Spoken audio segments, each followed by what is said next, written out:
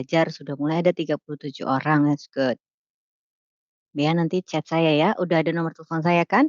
0816 132 5275, oke? Sebentar. Sekarang kita balik ke pembelajaran kita soal branding. Eits. Jadi teman-teman sebetulnya apa sih in a nutshell ya, apa sih secara apa namanya, secara summary gitu ya. Sebetulnya kalau misalnya teman-teman tadi ngelihat, apa, kenapa kok bisa inget sama LG gitu ya, terus mungkin ada beberapa juga yang tahu, oh itu bahkan penggalannya itu Mastercard aja teman-teman tahu gitu ya. Terus, apa sih tadi dibilang, bahkan tagline-nya gitu ya dari Disney kamu tahu gitu. Sebetulnya kalau teman-teman lihat ke sekelilingnya, misalnya di meja kalian duduk, kebetulan di meja saya nih ada, kamu bisa lihat saya kan ya, ada produk apa sih ini, memory card brand-nya SanDisk. Mungkin di sekitar kamu juga ada, gitu ya. Jadi sebetulnya kalau kita bicara branding, itu di sekitar kita tuh ada gitu ya, dan sebetulnya branding tuh adalah suatu alat yang strategis gitu buat perusahaan. Nanti kita belajar sebetulnya yang dimaksud branding tuh apa ya.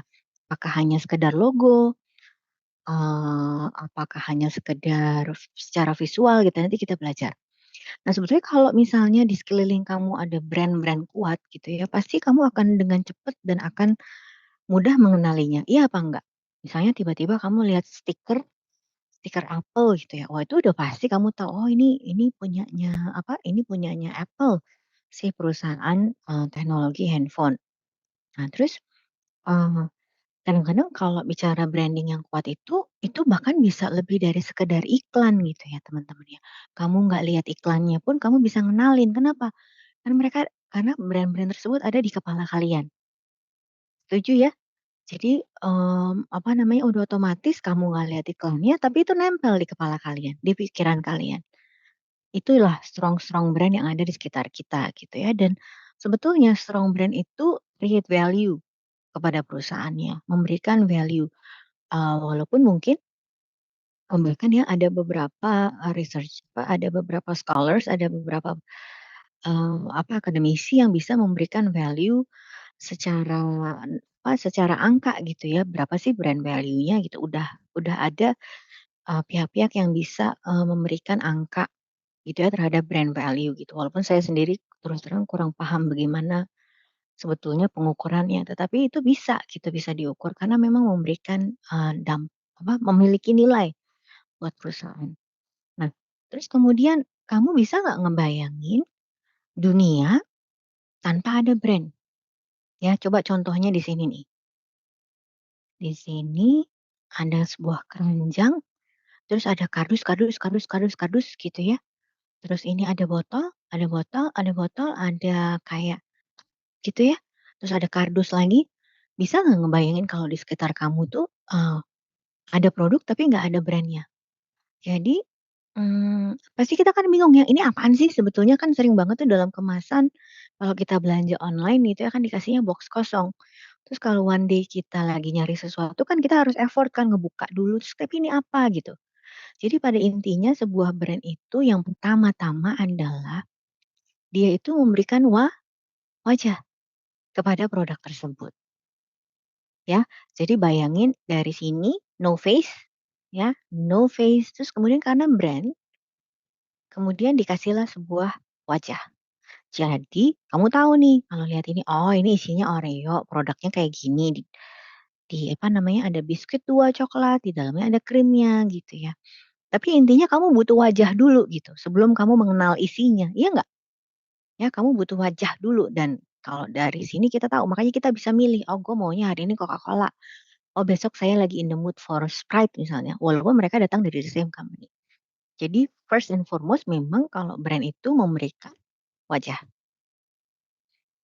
Kemudian yang kedua, nah, kalau kita bicara brand yang kuat gitu ya, itu bahkan memberikan guidance teman-teman.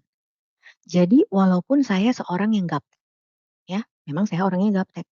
Saya nggak terlalu ngerti speknya komputer. Saya kalau ditanya ganti laptop, "Ini laptop lama udah rusak," saya akan mengandalkan suami saya atau saya akan mengandalkan orang IT kantor untuk milihin laptop untuk saya.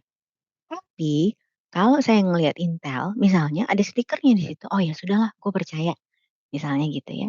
Jadi bahkan memberikan, guidance untuk bahkan kalau misalnya produk-produk tersebut tuh nggak kelihatan gitu loh secara kasat mata kayak si Intel ini, ya. Memberikan kamu guidance, apa namanya, oke ini, kita bicara, apa namanya, perusahaan yang memang kompeten di bidangnya. Gitu ya. Ada guidance, yang ada panduan yang bisa diberikan oleh brand tersebut buat kita. Even though kita mungkin nggak ngerti sebetulnya, gimana menggunakannya atau secara teknologi kita nggak terlalu paham gitu ya, tapi brand tersebut memberikan guidance. Kemudian yang next-nya, kalau kita balik lagi nih, kita bicara reputasi kemarin soal kompetisi gitu ya. Kalau misalnya dia punya brand yang kuat, maka ia akan memberi yang tadi kita bilang ya, kita akan apa ya, membuat perbedaan. Ya, antara kanan yang kanan Google dengan yang kiri Yahoo gitu ya, itu definitely orang akan bisa tahu perbedaannya karena brand. Ya karena wajahnya kita tahu gitu ya, oh ini beda gitu. Makanya, mmm, dia stand out. Tahu nggak kalau tahu kan ya kalau di Google tuh kalau ada hari-hari tertentu kadang-kadang dia ngubah logonya gitu ya di google.com. Itu salah satu cara dia untuk membedakan dia dari yang lain, ya bandingkan dengan Yahoo yang mungkin, mmm, dia logonya statis misalnya, itu, di tampilannya itu statis. Kemudian, nah sekarang, pasti semua pernah naik pesawat lah ya, terus kalian ngebayangin kalian suatu saat nih udah, "Wah saya mau traveling, kebetulan dapat rezeki nih mau jalan-jalan nanti, mau healing," gitu ya, mau ke Bali. Terus kalian di airport lah, terus udah sampai nih di belalainya gitu ya, belalai apa, di airport. Terus kalian ngeliat keluar, lah pesawatnya polos begini gitu, kan paling pasti kalian ragu kan, "Ini, eee, oh naik nggak ya? Ini pesawat baru atau gimana kok nggak ada petunjuknya gitu ya, kok nggak ada petunjuk ini pesawat apa, siapa yang mengoperasikan gitu. Tapi kan beda dong kalau misalnya tiba-tiba ada tampilan, oh ini adalah Lufthansa, cie cerita mau ke Eropa nih kita, ya. Pasti kan kalian akan percaya gitu. Begitu juga kemarin ingat nggak yang kita ngomongin soal apa, salah satu brand airline, Lion Air ya, gitu. Misalnya ada pilihan antara Lion Air dengan Garuda misalnya. Tentunya kalau brand-brand yang kuat itu akan trust dari customer-nya, ya. Berikutnya, terus kalau misalnya kalian nanti udah kerja nih, "Aku mau punya kartu kredit ah untuk pertama kalinya," ya. Terus kemudian datanglah ini kartu kredit, tapi nggak ada ininya, nggak ada brand-nya di situ. Kalian percaya nggak? Kalian mau pakai nggak? Jangan-jangan ini palsu gitu ya. Tapi akan beda kalau misalnya ada logonya, "Oh ini logo Mastercard, percaya keuangan saya akan terjaga keamanannya," gitu ya. Kemudian contoh lagi, yang lucunya brand yang kuat itu nggak cuma bicara trust, nggak cuma bicara guidance ya, tapi juga bicara identification. Kalian tahu kan ya ini logo apa di sebelah ya? Sebetulnya ini motor, teman-teman kan, motor gede, Harley. Tapi kalian bayangin, kalau cowok-cowok nih yang ada di kelas ini, tiba-tiba one day punya jaket Harley gitu ya, terus kalian naik motor Harley. Sebetulnya itu kan menjelaskan apa? Oh, personality-nya dong, nggak mungkin gitu ya orang yang slow, yang apa, mungkin dia apa ya, kalau Harley itu kan menunjukkan, oh dia macho, oh berarti dia punya uang ya karena Harley itu motor yang mahal gitu ya. Brand tertentu itu memang, apa, orang itu membuat persepsi tertentu terhadap personality orang yang memakai brand tersebut gitu. Makanya nggak heran kalau di jalan raya misalnya ada pengendara-pengendara motor gede gitu ya, yang langsung jumawa gitu, "Oh, gua pemakai motor ini loh," gitu ya. Karena memang persepsi orang terhadap motor ini tuh misalnya, oh keren lah gitu ya, terus macho lah gitu ya. Makanya mungkin mereka pada akhirnya ada sense of pride, terus kemudian mereka jadi ugal-ugalan lah di jalan, "Siapa lo?" Gitu, "Gue ini naik Harley," misalnya gitu ya. Saya nggak menentang pemilik-pemilik Harley, sorry. Ini hanya sebagai contoh. Tapi memang ada brand-brand tertentu yang, expressing personality dari customer-nya gitu, karena dia memakai brand tersebut. Kemudian apalagi contohnya? Strong brand itu juga menarik talent. ya, orang-orang yang berbakat dan bisa membuat karyawan bangga, gitu ya. Siapa yang nggak bangga kerja di Apple misalnya. Nah, itu kan semua karena branding yang mereka ciptakan. Gitu ya. Jadi, manfaatnya seperti tadi, apa, itu bukan cuma, dari sisi trust, bukan cuma memberikan guidance, bukan cuma memberikan wajah gitu ya, bukan cuma memberikan identity dalam artian, menunjukkan personality dari customer yang menggunakannya, tapi juga merupakan, sebuah identity gitu yang bisa dibanggakan oleh karyawan.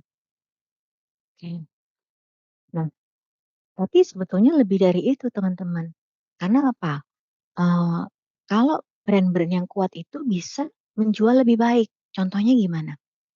Kita tahu bahwa Starbucks ya, terlepas dari, kontroversi yang saat ini sedang terjadi, itu tergolong kopi yang mahal, setuju?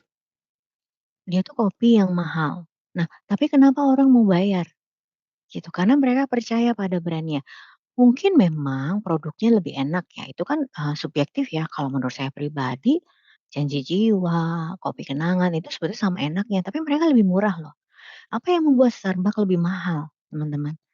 Branding-nya, ya. Bagaimana mereka susah payah membangun branding-nya dan orang membeli itu gitu ya. Mereka willing untuk membayar harga lebih mahal karena branding yang udah dibangun oleh, Starbucks selama ini.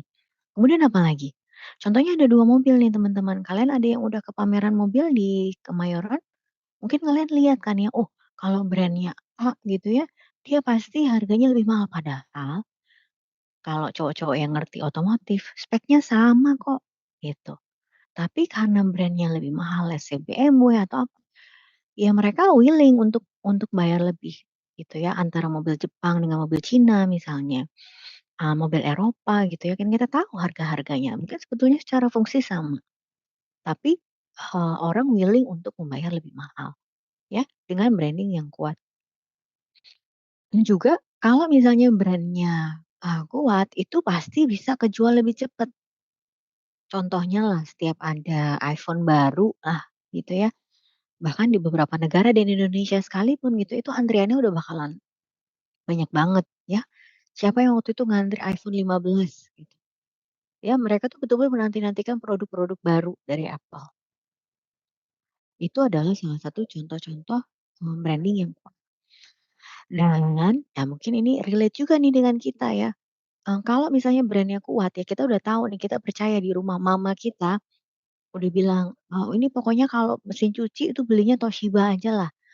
Ini mama udah 20 tahun nggak ganti-ganti," misalnya gitu ya. Terus branding tersebut itu ya yang dimiliki oleh si mesin cuci Toshiba itu bahkan bisa, apa ya, bisa, diturunkan kepada anak-anak misalnya. Jadi anak-anak tahu, "Oh mamaku tuh belinya, Toshiba, jadi next-nya kalau saya berumah tangga saya mau belinya mesin cuci Toshiba," misalnya gitu. Jadi, kita akan membuat ada loyal-loyal customer gitu ya. Oh berarti nanti next-nya kalau AC juga samalah, buktinya mesin cuci gue 20 tahun nggak rusak-rusak misalnya gitu ya. Dan itu pasti dia akan rekomendasikan kepada orang lain karena dia udah percaya sekali sama brand tersebut. Nah juga nih kalau misalnya kalian lihat banyak sekali nih ya dari, brand-brand di sini, ini sebetulnya kan, mereka nggak selalu langsung direct ke customer ya, nggak kayak Unilever, Danone gitu ya. Ini kan lebih ke B2B gitu ya. Kadang-kadang ada dari produk-produk ini yang customer-nya tuh adalah perusahaan lain juga gitu. Jadi nggak langsung ke customer, ke konsumen individu gitu ya. Nah ini juga penting nih kalau misalnya nanti suatu saat kalian kerja di perusahaan B2B, B2B itu business to business. Ya, jadi klien-klien kalian adalah bisnis juga gitu, jadi bukan orang, ya. Misalnya kayak Oracle itu kan IT ya, lebih related to teknologi, maka klien-klien dia adalah perusahaan-perusahaan juga gitu, bukan individu, ya. Jadi kadang-kadang dia jualannya ke ke perusahaan-perusahaan lain gitu, kayak DHL, oke lah ada DHL yang dipakai oleh individu gitu ya, tapi kan lebih banyak DHL itu kliennya adalah perusahaan-perusahaan juga. Nah dengan strong brand, itu akan membantu juga gitu ya buat perusahaan-perusahaan yang B2B, itu, untuk bisa mereka apa namanya, eee eee, membangun hubungan dengan customer-nya. Sampai sini ada pertanyaan? Saya mau bawa dulu ke boleh boleh, siapa yang mau bertanya tadi? Adinda Syaliha, tapi sebenarnya ini tadi yang udah agak lewat, tapi saya kelewatan untuk nanya sih. Nggak apa-apa, silakan Adinda. Mengenai tadi yang Vision itu Mhm, dibikin oleh apa tadi Mbak, Vision dibikin oleh siapa? Yang mmm, punya ya perusahaan ya Vision? mhm mhm, yes, heeh, Oh iya, yang Vision di oleh corporate perusahaan, reputation, iya. heeh, Dan culture itu oleh karyawan. mhm Apakah culture yang karyawan lakukan itu mhm diperintah oleh pemilik perusahaan untuk mhm, melakukan culture tersebut atau gimana? Dan berarti kan kalau secara nggak langsung itu berarti sinkron kan ya antara vision dan mhm, culture-nya buat menghasilkan hal yang bagus. betul Berarti itu betul. peraturan kah atau ajaran kah atau gimana Mbak kira-kira? Oke, kalau menurut kamu budaya itu artinya apa? Yang udah, Kalau lama di sehari-hari, budaya ya itu udah apa yang sih? udah lama dilakukan kayak turun-menurun gitu menjadi suatu yang khas. Oke, jadi ada suatu nilai-nilai gitu ya, yang, kita pegang dan kita jadikan cara hidup, betul nggak ya? Dan kalau tadi konteksnya misalnya budaya dalam arti budaya Jawa, budaya kesukuan gitu ya, itu sesuatu yang di-pass on, diturunkan dari generasi ke generasi. Tapi sebetulnya kalau dalam konteks perusahaan, kurang lebih sama. Jadi gini, kamu betul banget, itu memang tergantung visi manajernya. Jadi manajernya punya visi, "Gue mau perusahaan startup gue itu menjadi number one in the country, mau menjadi yang nomor satu di di Indonesia." Let's say misalnya, dia perusahaan kosmetik ya, lebih gampang lah kalian kenalinnya. Terus dia bilang, "Gue mau dalam 5 tahun ke depan perusahaan gue ini bisa mengalahkan perusahaan-perusahaan, kosmetik yang datangnya dari luar negeri." Misalnya dia mau ngalahin Revlon, dia mau ngalahin ya macam-macam lah ya, let's say gitu, itu kan suatu visi ya. Nah, dia juga harus tahu kalau dia mau mencapai visi itu, budaya yang dia mau bangun ke karyawannya itu kayak apa. Apakah